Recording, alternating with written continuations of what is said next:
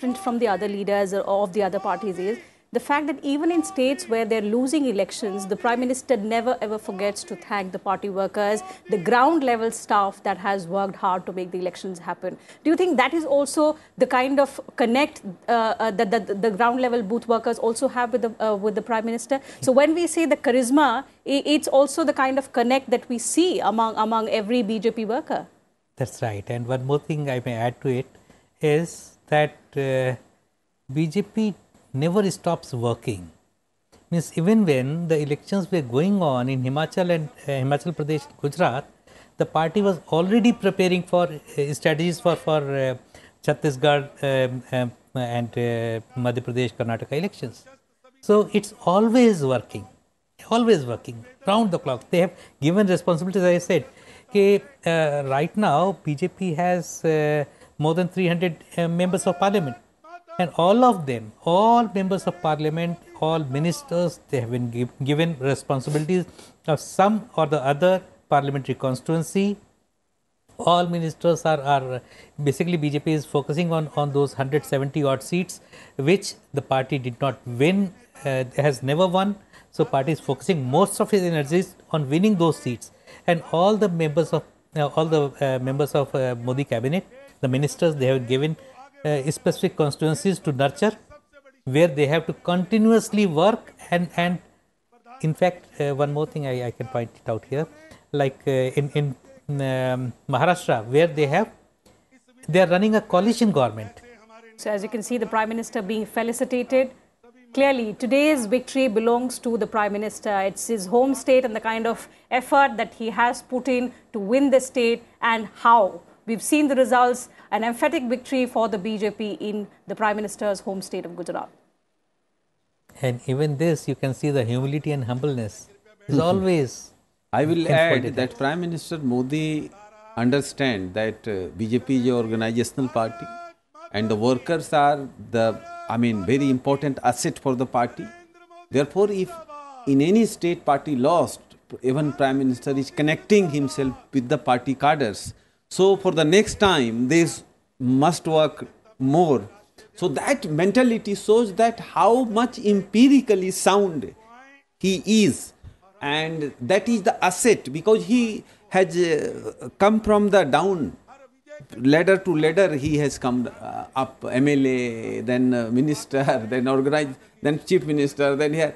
So, right now he understood that what is going on in national politics and internationally also. Now it is a 24-hour media glare. So internationally also Prime Minister Modi is a established leader, and that also make an impact on the people. Bharatiya Janata Party, Bharatiya Janata Party, Bharatiya Janata Party, Shri Narendra Modi ji, Shri Narendra Modi ji, Shri Narendra Modi ji, आज के इस विशाल विजय सभा में मंच पर उपस्थित हम सबके प्रिय नेता, भारत के यशस्वी प्रधानमंत्री सम्माननीय श्री नरेंद्र मोदी जी, मंचस्थ हमारे सभी वरिष्ठ नेता और यहां इतनी बड़ी संख्या में एकत्र आए, जोश से भरे हुए, ओतप्रोत होते हुए विजय के इस सभा में अपना योगदान करने के लिए दूर दूर से आए, आप सबकी ओर से और मैं अपनी ओर से और भारतीय जनता पार्टी के करोड़ों कार्यकर्ताओं की ओर से हम अपने यशस्वी प्रधानमंत्री श्री नरेंद्र मोदी जी का हार्दिक अभिनंदन करते हैं, स्वागत करते हैं।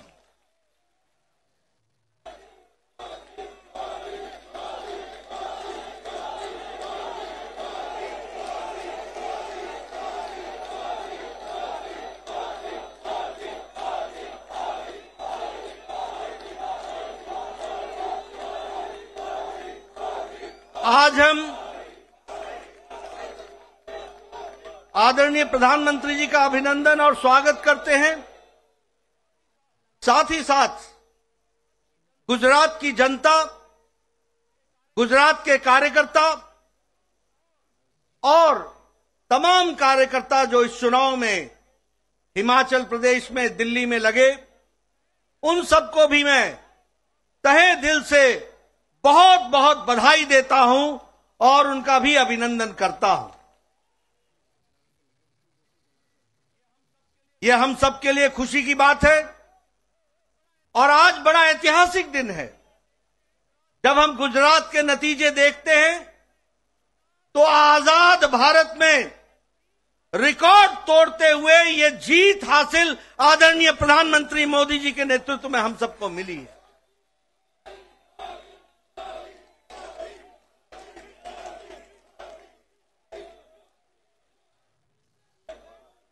इस प्रचंड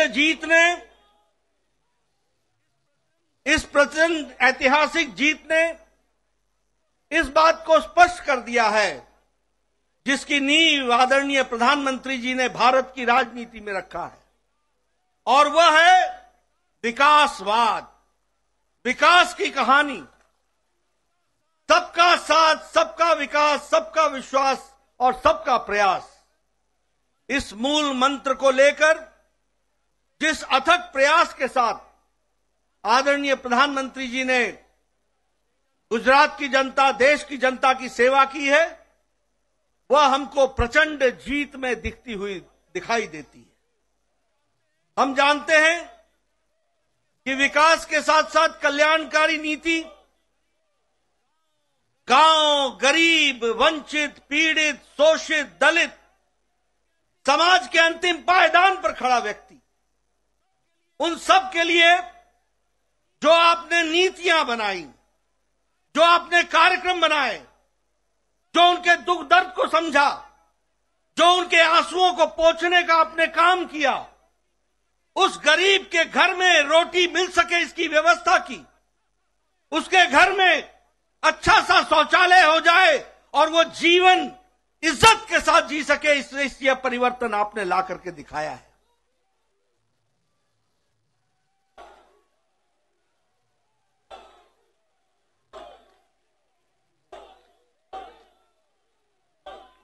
गरीब के घर में बिजली मिले 24 घंटे, उसको 2 वक्त की रोटी मिले, वह विकास करने के लिए उसकी शिक्षा की व्यवस्था हो, स्वास्थ्य की व्यवस्था हो, महिलाओं की चिंता हो, युवाओं की चिंता हो, किसानों को इज्जत से आगे बढ़ने का मौका मिले, ये सारी नीतियों को आपने प्रतिपादित किया है।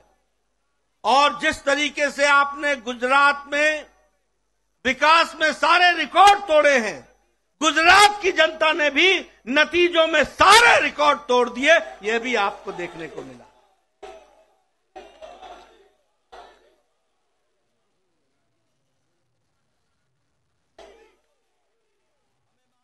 हमें मालूम है 52.5% वोट हमारे को मिला गुजरात में, और उसके साथ साथ 156 सीटों पर हम विजय हासिल कर पाए। जहां तक कांग्रेस का सवाल है, पिछले चुनाव में 41.4 से घट करके 27.3% पर कांग्रेस आकर के खड़ी हो गई। एक तरीके से उनका वंशवाद, परिवारवाद, अकर्मण्यता और गैर जिम्मेदाराना विपक्ष, यह सब मिलाकर के उनकी स्थिति इस तरीके की बनाता है। मैं यह भी कहना चाहता हूं, एक नई पार्टी आई गुजरात का अपमान करने के लिए। वो नई पार्टी क्या करती थी? एक पेपर लेकर के आए उनके नेता और कहने लगे, ये देखो, इसको नोट कर लो, और मैं यहां भविष्यवाणी करता हूं कि गुजरात में सरकार उनकी पार्टी की आ रही है। ऐसा गैर जिम्मेदाराना पार्टी का नेता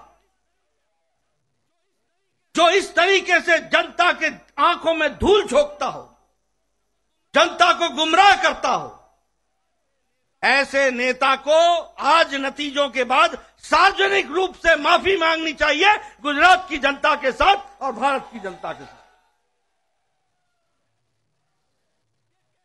यह कैसी राजनीति है? देखो, मैं लिख के दे रहा हूं, भविष्यवाणी कर रहा हूं। और दूसरा रिकॉर्ड उसने क्या तोड़ा? और दूसरा रिकॉर्ड क्या तोड़ा कि आजाद भारत में आज दिन तक ऐसा कोई नेता नहीं हुआ जो बोर्ड लेकर के चलता हो कि मैं कट्टर ईमानदार हूं। बोर्ड लेकर के ऐसे अपने बारे में बताने की आवश्यकता पड़ जाए, आप समझ सकते होंगे कि ये कितने कट्टर बेईमान हैं।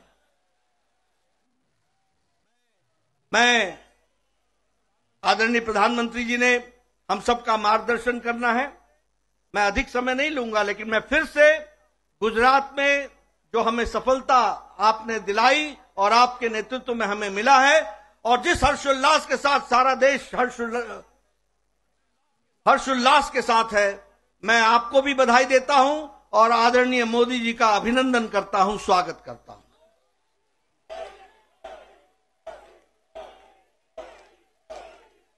मित्रों,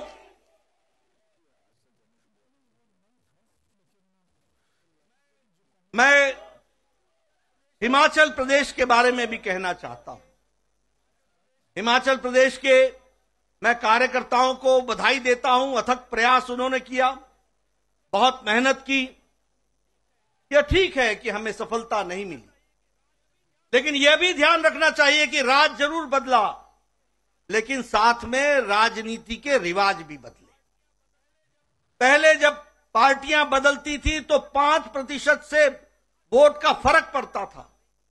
आज ठीक है कि हमारी सरकार नहीं बन पाई, लेकिन हमारे को 0.9% यानी 0.90 यानी 1% से कम वोट से हमारा फर्क रहा है। इस बात को भी हमको समझना चाहिए।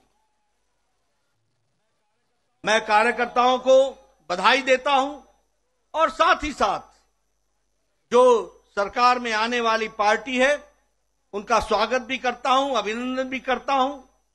वो अच्छे काम में जुटे, अच्छे काम में, विकास में हम उनका साथ देंगे, लेकिन हम निश्चित रूप से एक कारगर विपक्ष की भूमिका निभाते हुए हिमाचल की जनता के इंटरेस्ट को और उनके हितों की चिंता करते हुए हम काम करेंगे।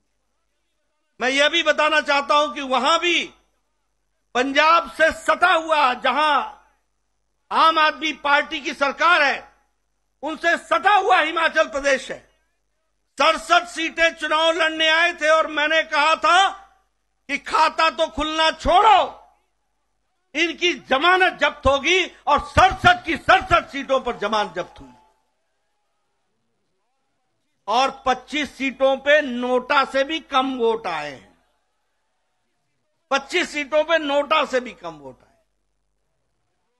मित्रों, अगर मैं दिल्ली की बात करूं, हमारे कार्यकर्ताओं ने बहुत मेहनत की, बहुत मेहनत की। मैं दिल्ली के कार्यकर्ताओं का अभिनंदन करता हूं, अभिवादन करता हूं। मैं ये भी बताना चाहता हूं कि यहां की दिल्ली की सरकार ने एमसीडी का 33,000 करोड़ रुपए जो एमसीडी को देने थे, वो देने से वंचित रखा। मैं ये भी बताना चाहता हूं कि 720 करोड़ रुपए जो स्वास्थ्य के लिए देने थे, उससे देने से उन्होंने एमसीडी को वंचित रखा। मैं यह भी बताना चाहता हूं कि लगभग 450 करोड़ जो शिक्षा पे खर्च होना था, ये दिल्ली के हितकारी बोलते हैं अपने आप को, इन्होंने जितना दिल्ली का हित का खनन किया है, वह आपके सामने रखना चाहता हूं। शिक्षा में भी 450 करोड़ रुपए जो एमसीडी को देना था, वह देने से उन्होंने वंचित रखा। और इतना ही नहीं, जब म्युनिसिपल कॉर्पोरेशन ने कहा कि हम अपने बॉन्ड्स, म्युनिसिपल बॉन्ड्स बना करके हम जनता से पैसा उठाते हैं, हम मार्केट से पैसा उठाते हैं, लेकिन हम दिल्ली की जनता की सेवा करने के लिए आतुर हैं, तो उसका भी परमिशन यहां की दिल्ली की सरकार, जो दिल्ली विरोधी है, उसने नहीं दिया। इसके बावजूद भी हमारे कार्यकर्ताओं ने शानदार प्रदर्शन करते हुए एक शानदार तरीके से चुनाव को लड़ा और बहुत कम अंतर है। और मैं जरूर कहूंगा कि एक अच्छी विपक्ष की भूमिका हम निभाते हुए उसको भी हम आगे बढ़ाएंगे और उसको भी हम पूरा करेंगे। मैं मित्रों, आपके और आदरणीय प्रधानमंत्री जी के बीच में बहुत समय नहीं लेना चाहता। आज एक बाई इलेक्शन हुआ है जिसमें बिहार में हम कुर्नी में बाई इलेक्शन जीते हैं। यह चुनाव जब से जनता दल यूनाइटेड हमसे अलग हटी और महागठबंधन में गई और ये कहते थे कि अब ये गठबंधन का कोई तोड़ नहीं है, इस महागठबंधन को भी दूसरी बार हराते हुए कुर्नी की भी विधानसभा भारतीय जनता पार्टी ने एक तरफा जीती। ये बिहार के आने वाले नतीजों के बारे में इंगित करता है, बिहार के आगे के चुनाव के बारे में इंगित करता है। ये दूसरा चुनाव है जब नीतीश जी आरजेडी से मिल गए और कहा कि ये तो अब बड़ा भारी कास्ट का अलायंस होगा। हम इनको भी ये बता देना चाहते हैं कि आदरणीय मोदी जी के नेतृत्व में चाहे उत्तर प्रदेश हो चाहे बिहार हो, मैथमेटिक्स नहीं चलता, केमिस्ट्री चलती है, प्यार चलता है। और लोग विकास को वोट देते हैं, आदरणीय प्रधानमंत्री जी को वोट देते हैं। मित्रों, हम इसी तरीके से आगे बढ़ेंगे।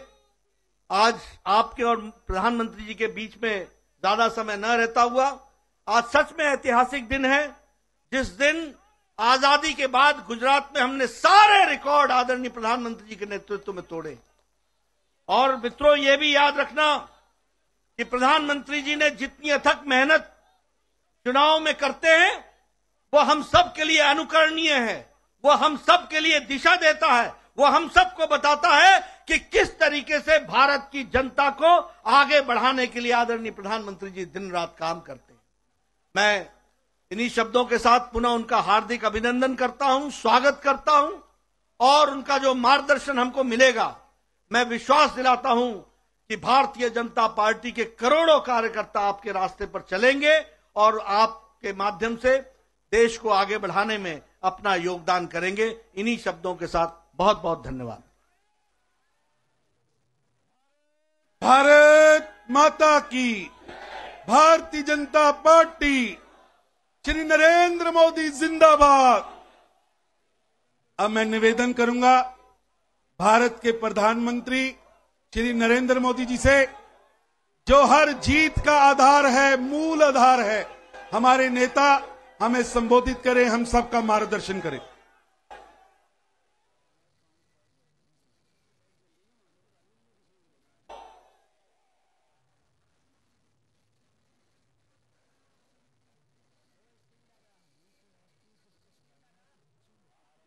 भारत माता की, भारत माता की, भारत माता की।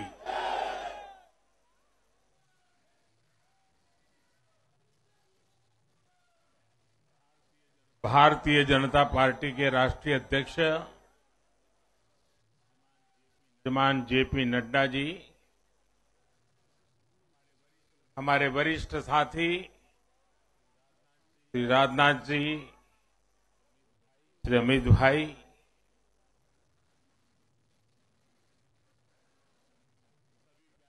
सभी प्यारे साथियों, मैं सबसे पहले जनता जनार्दन के सामने नतमस्तक हूं।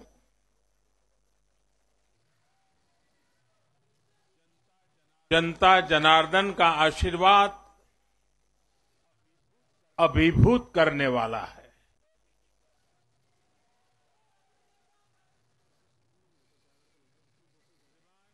श्रीमान जेपी नड्डा जी के नेतृत्व में भारतीय जनता पार्टी के कार्यकर्ताओं ने जो परिश्रम किया है, उसकी खुशबू आज हम चारों तरफ अनुभव कर रहे हैं।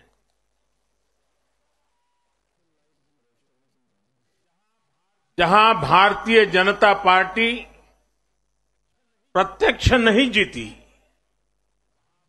वहां भाजपा का वोट शेयर भाजपा के प्रति स्नेह का साक्षी है।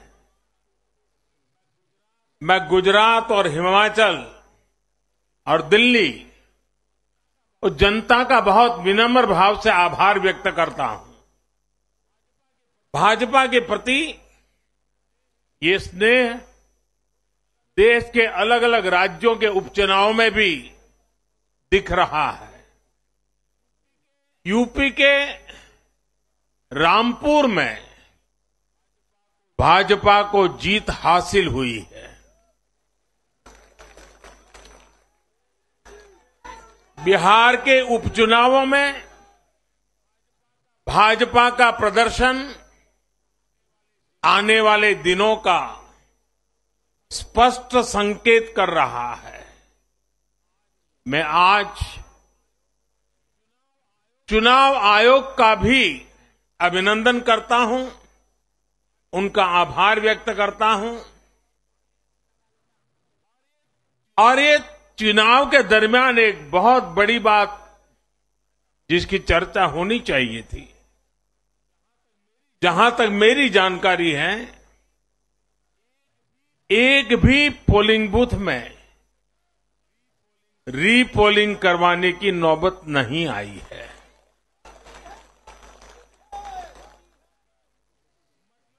मतलब कि सुख और शांतिपूर्ण रूप से लोकतंत्र की भावनाओं को पूरी तरह लेटर एंड स्पिरिट में स्वीकार करते हुए मतदाताओं ने लोकतंत्र के उस उत्सव को बहुत बड़ी ताकत दी है।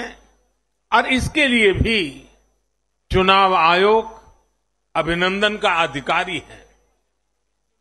इस चुनाव में हिस्सा लेने वाले हर राजनीतिक कार्यकर्ता को, हर दल को भी मैं साधुवाद देता हूं।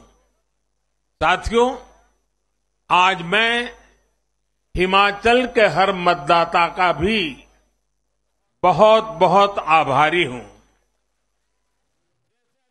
जैसे अभी नड्डा जी बता रहे थे, हिमाचल के चुनाव में 1% से भी कम अंतर से ये हार जीत का फैसला हुआ है। 1% से भी कम। इतना कम अंतर से हिमाचल में कभी नतीजे नहीं आए हैं। हिमाचल में हर 5 वर्ष में सरकारें बदली हैं, लेकिन हर में जब बदलाव हुआ है, कभी 5%, कभी 6%, कभी 7%। जीतने वाले और हार वाले के बीच में अंतर रहा है। इस बार 1% से भी कम। इसका मतलब है कि जनता ने भी भारतीय जनता पार्टी को विजय बनाने के लिए भरसक प्रयास किया है। मैं हिमाचल की जनता को आश्वस्त करता हूं कि भाजपा भले ही 1% से पीछे रह गई, लेकिन विकास के लिए हमारी प्रतिबद्धता 100% रहेगी।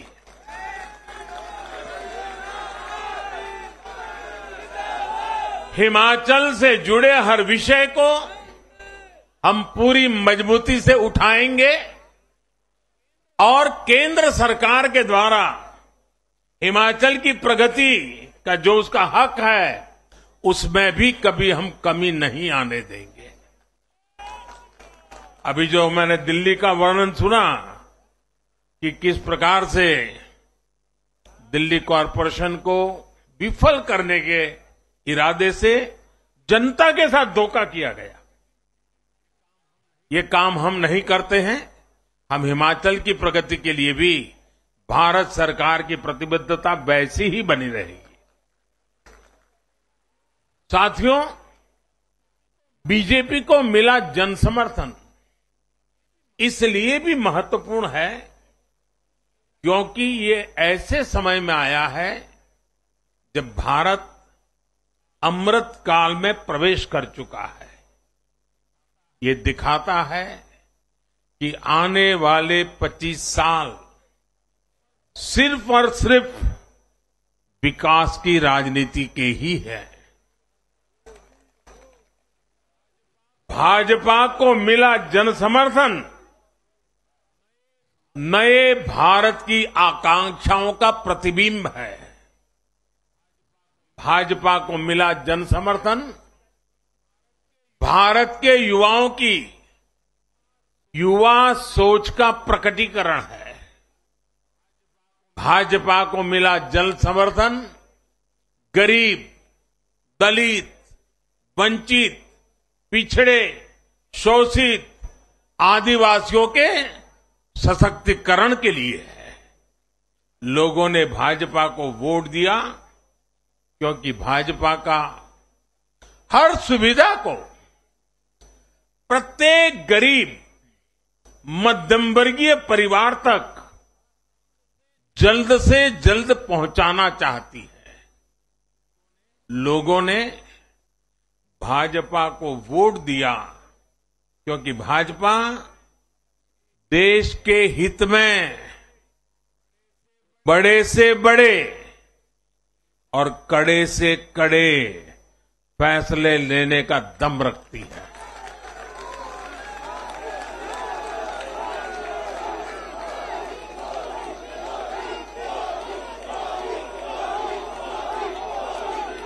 भाजपा का बढ़ता जन समर्थन ये दिखाता है कि परिवारवाद और भ्रष्टाचार के खिलाफ जन आक्रोश लगातार बढ़ रहा है।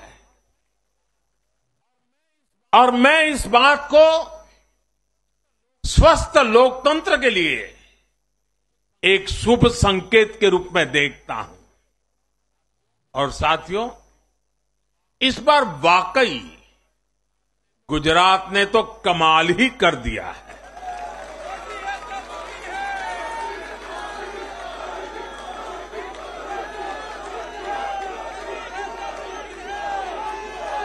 मैं नड्डा जी सहित सभी भाजपा कार्यकर्ताओं को बधाई देता हूं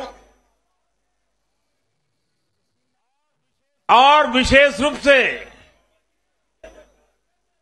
मैं गुजरात की जनता को भी नमन करता हूं।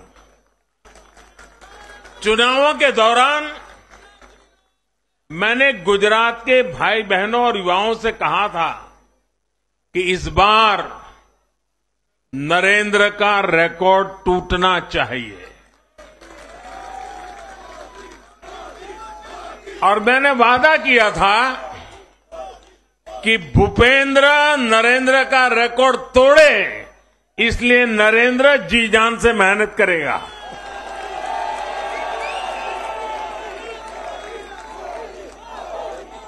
और गुजरात की जनता ने तो रिकॉर्ड तोड़ने में भी रिकॉर्ड कर दिया। उसने गुजरात की स्थापना से लेकर के अब तक सारे रिकॉर्ड तोड़ दिए। गुजरात के इतिहास का सबसे प्रचंड जनादेश भाजपा को देकर गुजरात के लोगों ने नया इतिहास बना दिया है। 2.5 दशक से निरंतर सरकार में रहने के बावजूद इस प्रकार का प्यार अभूतपूर्व है, अद्भुत है। लोगों ने जाति, वर्ग, समुदाय और हर तरह के विभाजन से ऊपर उठकर भाजपा को वोट दिया है। भारतीय जनता पार्टी गुजरात के हर घर का हिस्सा है, गुजरात के हर परिवार का हिस्सा है। साथियों, इस चुनाव में गुजरात में 1 करोड़ से भी ज्यादा ऐसे वोटर्स थे जिन्होंने मतदान किया, लेकिन ये वो मतदाता थे जिन्होंने कभी भी कांग्रेस के कुशासन को, उसकी बुराइयों को देखा नहीं था। वे फ्रेश थे, उन्होंने सिर्फ भाजपा की ही सरकार को देखा था। और युवाओं की तो प्रकृति होती है कि वो हमेशा सवाल पूछते हैं, जांचते हैं, परखते हैं, उसके बाद किसी फैसले पर पहुंचते हैं। युवा सिर्फ इसलिए किसी पार्टी को वोट नहीं करते क्योंकि वो दशकों से सत्ता में रही या फिर उस पार्टी के नेता किसी बड़ी परिवार के हैं। युवा तभी वोट देते हैं जब उन्हें भरोसा होता है, जब उन्हें सरकार का काम प्रत्यक्ष नजर आता है। और इसलिए आज युवाओं ने जब भाजपा को भारी संख्या में वोट दिया है, सीट से लेकर वोट तक के सारे रिकॉर्ड तोड़ दिए हैं, तो इसके पीछे का संदेश बहुत स्पष्ट है। इसका मतलब है कि युवाओं ने हमारे काम को जांचा, परखा और उस पर भरोसा किया है। इसका मतलब ये है कि युवा भाजपा की विकास वाली राजनीति चाहते हैं। इसका मतलब है कि युवा ना तो जातिवाद के बहकावे में आते हैं, न परिवारवाद के। युवाओं का दिल सिर्फ विजन और विकास से जीत सकते हैं, और भाजपा में विजन भी है और विकास के प्रति प्रतिबद्धता भी है। साथियों, आज एक और बात याद करने वाली है। जब महामारी के घोर संकट के बीच बिहार में चुनाव हुए थे, तो जनता ने भाजपा को भरपूर आशीर्वाद दिया। जब महामारी के संकट से बाहर निकलते हुए असम, यूपी, उत्तराखंड, गोवा, मणिपुर एक के बाद एक चुनावों में जनता ने भारतीय जनता पार्टी को ही चुना। और आज जब भारत विकसित भारत के लक्ष्य की प्राप्ति के लिए आगे बढ़ रहा है, तो भी देश की जनता का भरोसा सिर्फ और सिर्फ भाजपा पर है।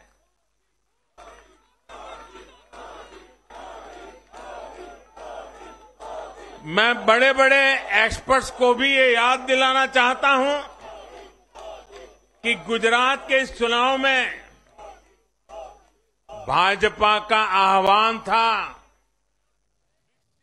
विकसित गुजरात से विकसित भारत का निर्माण।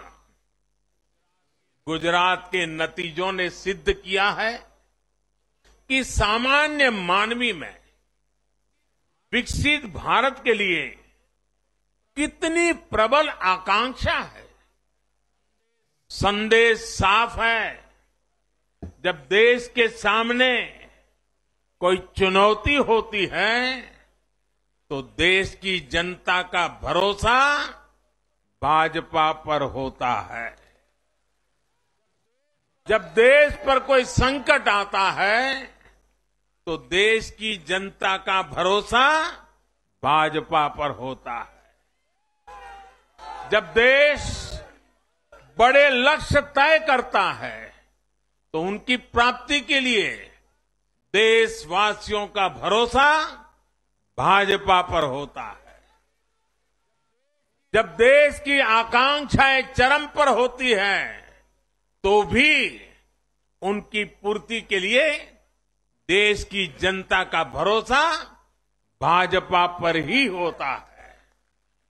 साथियों, भाजपा के आज हम जहां पहुंचे हैं, राज्यों में हो, स्थानीय स्वराज्य की निकायों में हो या केंद्र में हो, ऐसे ही नहीं पहुंचे हैं। 5 पीढ़ियां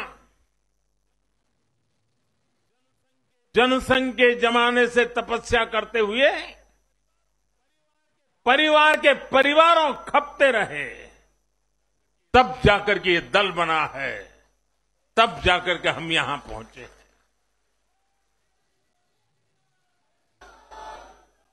भाजपा के लिए लाखों समर्पित कार्यकर्ताओं ने अपना जीवन खपा दिया है।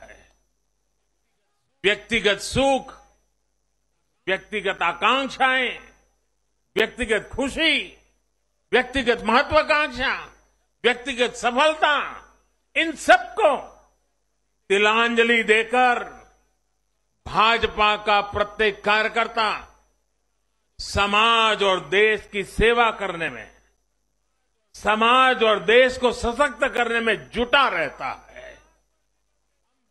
हम विचार पर भी बल देते हैं और व्यवस्था को भी सबल बनाते रहते हैं। भाजपा अपने कार्यकर्ताओं की अथाह संगठन शक्ति पर भरोसा करके ही अपनी रणनीति बनाती है और सफल भी होती है।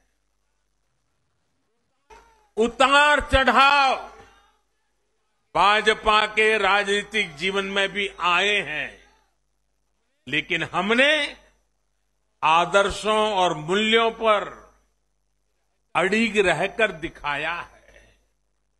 साथियों, पिछले 8 वर्षों में देश में एक और बहुत बड़ा बदलाव अनुभव किया गया है।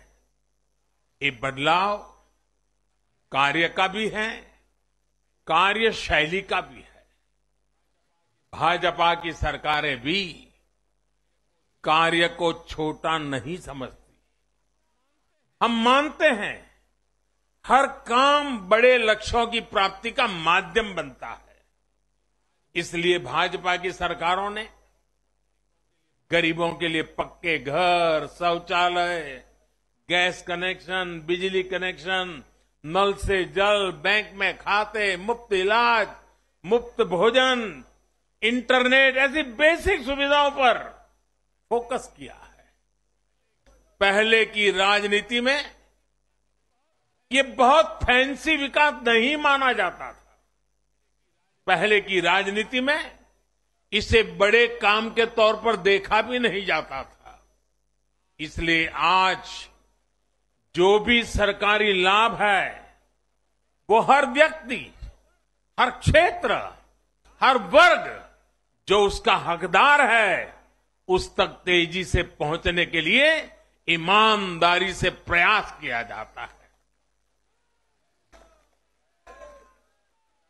पूरा का पूरा पहुंचे, इसके लिए टेक्नोलॉजी का भी भरपूर उपयोग किया जाता है। किस क्षेत्र, किस वर्ग, किस समुदाय में कितने वोट हैं, इस आधार पर न हम देश चलाते हैं, न राज चलाते हैं, न सरकारें चलाते हैं। और हमें आज इस बदली हुई राजनीति के सकारात्मक नतीजे भी देखने को मिल रहे हैं। आज बड़े बड़े एक्सपर्ट भी ये कह रहे हैं कि भारत में गरीबी कम हो रही है। साथियों, देश ने पिछले 8 वर्षों में गरीब को सशक्त करने के साथ ही गरीब तक मूलभूत सुविधाएं पहुंचाने के साथ ही आधुनिक इंफ्रास्ट्रक्चर पर भी फोकस किया है। रोड हो, रेल हो, एयरपोर्ट्स हो, टनल्स हो, सोलर पावर प्लांट हो, स्टेडियम हो, ऑप्टिकल फाइबर नेटवर्क हो, जो भी हो, सबसे उत्तम हो, सबसे श्रेष्ठ हो, ये आकांक्षा लेकर आज भारत चल रहा है। और साथियों, मैं एक और बात आपको याद दिलाना चाहूंगा। हम सिर्फ घोषणा करने के लिए घोषणा नहीं करते, हम राष्ट्र निर्माण के व्यापक मिशन के लिए निकले हुए लोग हैं। इसलिए सिर्फ 5 वर्ष के राजनीतिक नफा नुकसान को देखते हुए हम कोई भी घोषणा नहीं करते। हमारी हर घोषणा के पीछे एक दूरगामी लक्ष्य होता है, एक रोड मैप होता है। ये बात स्पष्ट है कि देश आज शॉर्टकट नहीं चाहता। देश का मतदाता आज इतना जागरूक है कि क्या उसके हित में है, क्या उसके अहित में है, वो अच्छी तरह जानता है। देश का वोटर जानता है कि शॉर्टकट की राजनीति का कितना बड़ा नुकसान देश को उठाना पड़ेगा। आज देश में कोई संशय नहीं कि अगर देश रहेगा, देश समृद्ध होगा, तो सबकी समृद्धि तय है।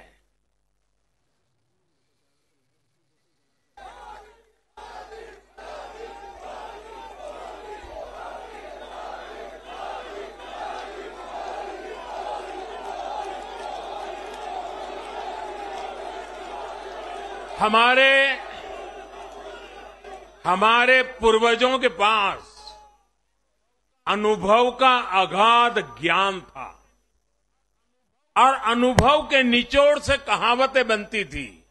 और हमारे यहां हमारे पूर्वजों ने हमें विरासत में दी हुई एक कहावत है, आमदनी अठन्नी और खर्चा रुपया।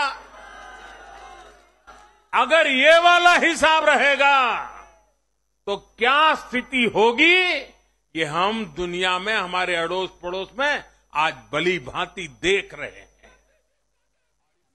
और इसलिए आज देश बहुत सतर्क है। देश के हर राजनीतिक दल को ये याद रखना होगा कि चुनावी हथकंडों से किसी का भला नहीं हो सकता। साथियों, आज के जनादेश में एक और संदेश है। समाज के बीच दूरियां बढ़ाकर राष्ट्र के सामने नई चुनौतियां खड़ी करके जो राजनीतिक दल तत्कालिक लाभ लेने की फिराक में रहते हैं, उन्हें देश की जनता, देश की युवा पीढ़ी देख भी रही है और समझ भी रही है।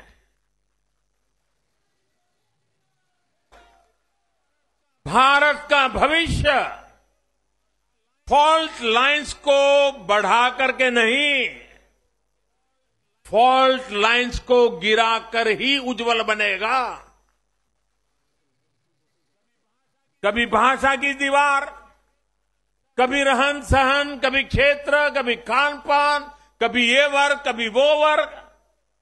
लड़ने के लिए तो सैकड़ों वजह हो सकती है, लेकिन जुड़ने के लिए एक वजह ही काफी है।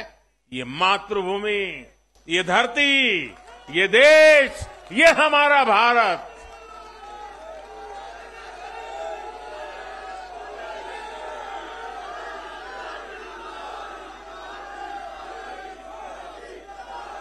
जीने के लिए और मरने के लिए इससे बड़ी वजह कोई और नहीं हो सकती।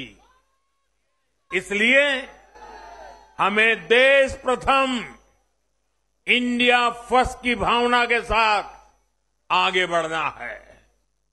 साथियों, मुझे खुशी है कि आज भारत के गांव हो या शहर,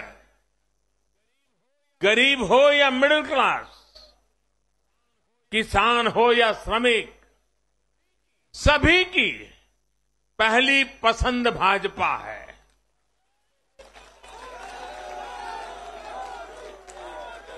भाजपा को गुजरात के आदिवासी क्षेत्रों का भी अभूतपूर्व आशीर्वाद मिला है। और मुझे अभी जो जानकारी बताई गई, एससी एसटी की गुजरात में करीब 40 सीटें आरक्षित है। 40 में से 34 सीटें थम्बिंग मेजोरिटी से भारतीय जनता पार्टी जीती है।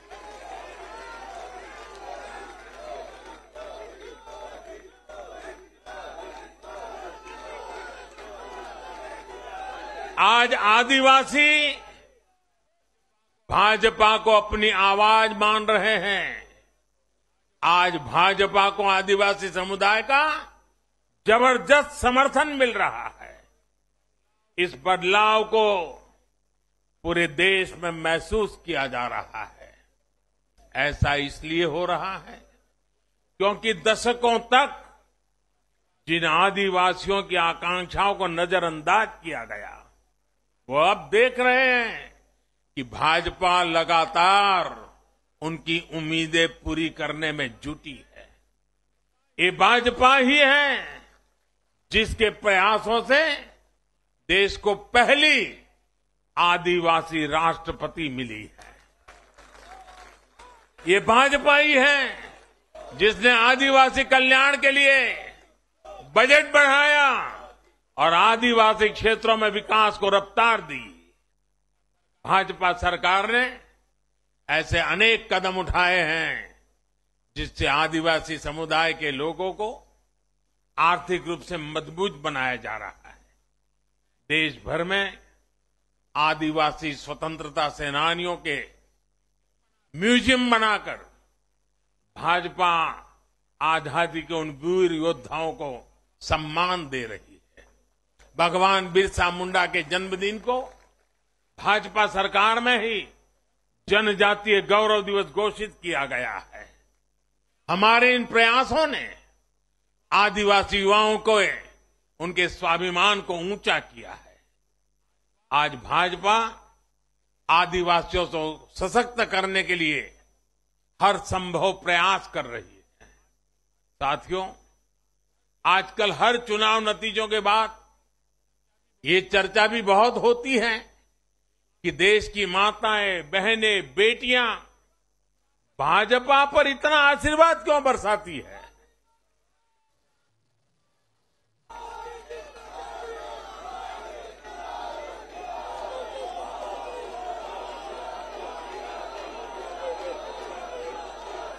अगर कोई ईमानदारी से आत्मचिंतन करे तो ये पाएगा कि आजादी के बाद से पहली बार आज देश में एक ऐसी सरकार है जो महिलाओं की समस्याएं, उनकी चुनौतियां, उनकी आवश्यकताएं, उनकी आकांक्षाएं, उसे समझने का लगातार प्रयास कर रही है और उसके अनुसार काम की योजना बनाती है।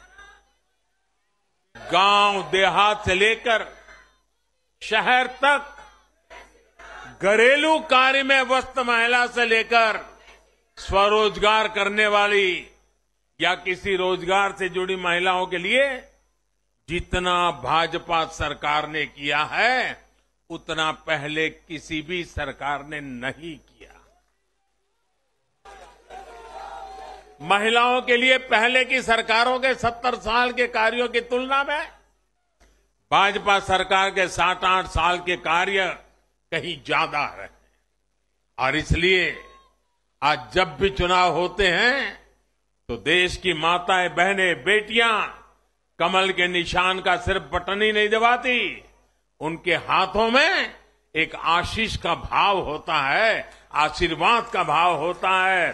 और जब वो उंगली कमल के बटन पर रखती हैं, तब वो हम जैसे लाखों कार्यकर्ताओं के सर पे विजय तिलक भी लगा देती है।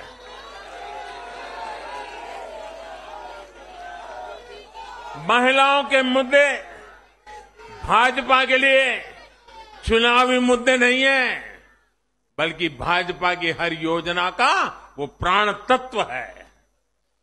महिलाओं का जीवन आसान बनाना हो, महिलाओं को ज्यादा से ज्यादा रोजगार के, स्वरोजगार के अवसर मुहैया कराना हो, ये भाजपा का कमिटमेंट है। मैं इसे अपनी सरकार का सौभाग्य मानता हूं कि हमें महिला सशक्तिकरण के लिए इतना कुछ करने का मौका देश की जनता ने दिया है। साथियों, आने वाला समय देश के लिए, हम सभी के लिए बहुत महत्वपूर्ण है। सबका साथ, सबका विकास, सबका विश्वास और सबका प्रयास, इस भावना पर आगे बढ़ते हुए हमें विकसित भारत के लिए काम करना है। हमें मिलकर एक दूसरे के साथ काम करना है। आइए, नागरिक के रूप में हम विकसित भारत के संकल्प के साथ जुड़े, विकसित भारत के इस अभियान से जुड़े। और मैं फिर एक बार देश भर के लाखों कार्यकर्ताओं को 5-5 पीढ़ी की तपस्या को आगे बढ़ाने के लिए हृदय से धन्यवाद करता हूं, अभिनंदन करता हूं। मैं जनता जनार्दन को भी प्रणाम करता हूं। उनके निरंतर आशीर्वाद हमारे लिए नित्य नूतन ऊर्जा बन जाते हैं।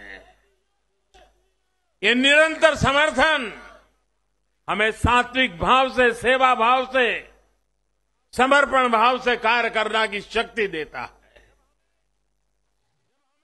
जब हमें जनता जनार्दन का आशीर्वाद मिलता है तो हमें अधिक परिश्रम करने की प्रेरणा जगती है, अधिक पुरुषार्थ करने का संकल्प जगता है और संकल्पों को सिद्ध करने के लिए जीवन खपा दे करके सिद्धि तक पहुंचाने के लिए हम लगे रहते हैं, क्योंकि जनता जनार्दन, इसे हम ईश्वर का रूप मानते हैं।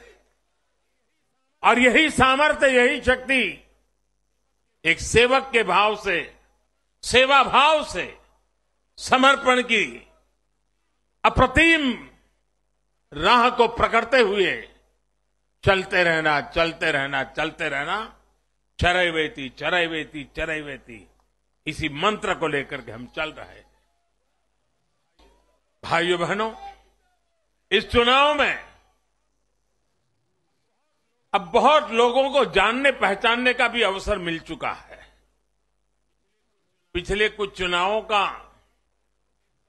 एक बड़े कैनवास पर एनालिसिस करना चाहिए कि जो अपने आप को न्यूट्रल कहते हैं, जिनका न्यूट्रल होना जरूरी होता है, वो कहां खड़े होते हैं, कब कैसे रंग बदलते हैं और कैसे कैसे खेल खेलते हैं, वो अब देश को जान लेना बहुत जरूरी है, बहुत जरूरी है। उत्तराखंड का इतना बड़ा चुनाव हुआ, कितनी जमानतें जब्त हुई, किसकी हुई, कोई चर्चा नहीं। हिमाचल में इतना बड़ा चुनाव हुआ, कितने लोगों की जमानत जब्त हुई, कितने लोगों का बुरा हाल हुआ, कोई चर्चा नहीं। भाइयों बहनों, उन लोगों को भी जानना चाहिए, पहचानना चाहिए कि ये भी ठेकेदार है।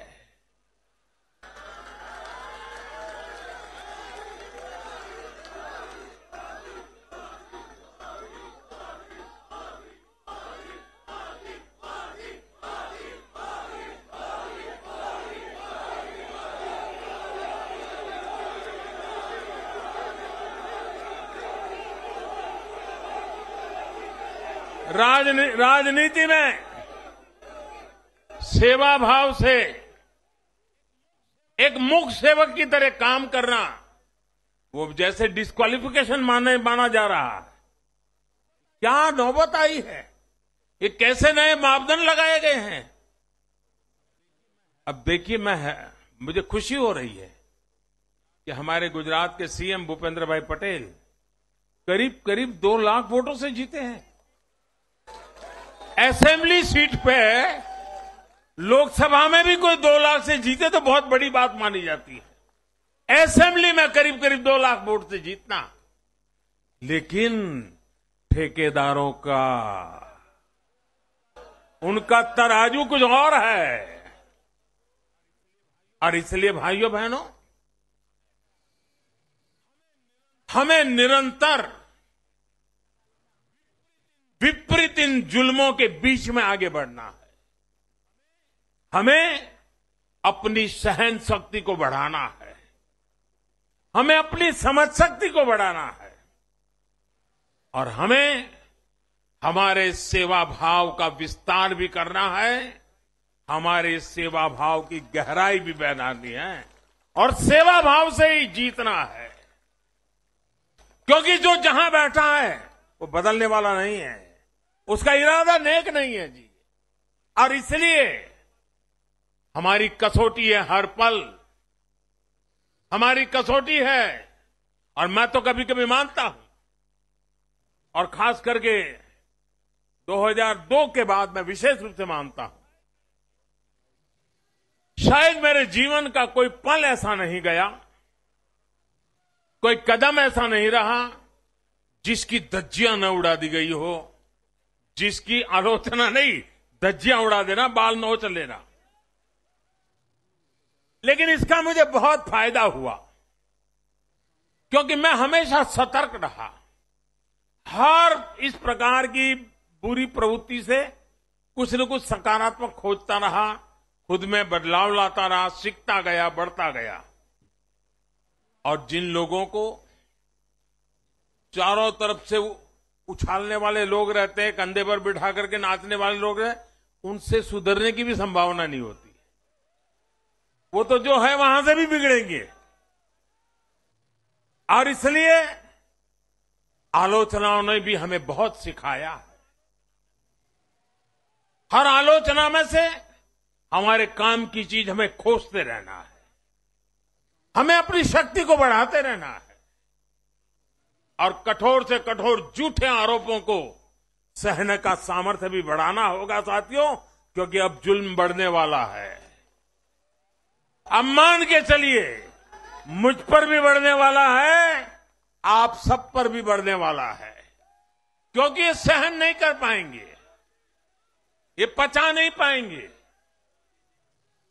और उसका जवाब यही है, हमें अपनी सहन शक्ति बढ़ाना है, हमें अपनी समझदारी का विस्तार करना है, हमें अधिक से अधिक लोगों को समावेश करने की दिशा में अपने हाथ चौड़ा करके लोगों को स्वीकारना है, स्वागत करना है। सकारात्मक रास्ता, सेवा भाव का रास्ता, समर्पण का रास्ता, यही मार्ग हमने चुना है, वही मार्ग हमको यहां पहुंचाया है। और आगे भी हमारे पुरुषार्थ से, परिश्रम से देश की आकांक्षाओं वाला ये देश भी बनेगा। 2047 जब हिंदुस्तान आजादी के 100 साल मनाएगा, विकसित भारत हमारे नौजवानों के हाथ में हम देके जाएंगे। दोस्तों बोलिए भारत माता की, भारत माता की, भारत माता की। बहुत बहुत धन्यवाद। भारत माता की। श्री नरेंद्र मोदी जिंदाबाद, श्री नरेंद्र मोदी जिंदाबाद। मैं धन्यवाद करता हूं आदरणीय प्रधानमंत्री जी का, श्री शीर्ष नेतृत्व का, यहां उपस्थित सभी भाजपा के कार्यकर्ताओं का, और जिन्होंने दिल खोलकर भाजपा को आशीर्वाद दिया, उन सभी वोटर्स का बहुत बहुत धन्यवाद, बहुत बहुत धन्यवाद। भारत माता की वंदे वंदे वंदे। श्री नरेंद्र मोदी जिंदाबाद, श्री नरेंद्र मोदी जिंदाबाद, श्री नरेंद्र मोदी जिंदाबाद, श्री नरेंद्र मोदी जिंदाबाद। भारत माता की, भारत माता की वंदे।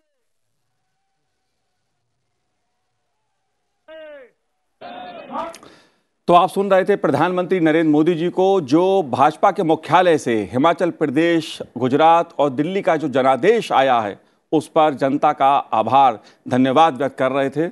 और इसी के साथ इस कार्यक्रम में इतना ही। मुझे दीजिए आज्ञा, नमस्कार। फिलहाल समय एक ब्रेक का है, इसके बाद बुलेटिन का समय।